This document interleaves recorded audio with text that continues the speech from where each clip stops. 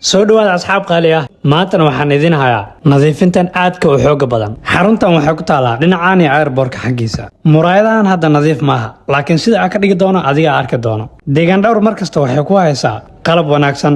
dadaal nadaafad la isku halayn karo nadaafadu waa sumcad xafiisyada mutuleelada biraha jaranjarooyinka dhammaan meel kastoo ka mid ah xaruntaas waxaan ka bedelnay sidii hore ay ahayd waaw maasha allah muraayadihii sidan ayaan ka dhignay oo hadda dhalaalkooda ayaa baxayo markii hore qurux ma ahayn oo sidaan ayay ahaayeen waxaan ayaa ku yaalay laakiin sidaan ayaan ka dhignay bilicdooda hadda lagama sheekeyn karo barxadan hadda la fiiri mutuleelka aad u dhalaalaya uu qurux badan yahay nadiif waay aad ma u jeceshahay nadaafadda haddii ay jawaabtaadu ahaa tahay qalbiga gaduudana ha dhaafin qaybtan hadda wuxuu ka mid yahay xafiisyada ugu shaqada badan sidaan ayaan ka dhignay oo hadda waa nadiif muhiimadda kambaniga deegaan dhowr waa nadaafad joogto ah mid muuqata iyo mid daacadnimo ay ku dhisan tahay degdeg ayay kambaniga deegaan dhowr goobtaada ganacsi kuugu nadiifinaysaa nala soo xiriir si degdeg ah mahadsanid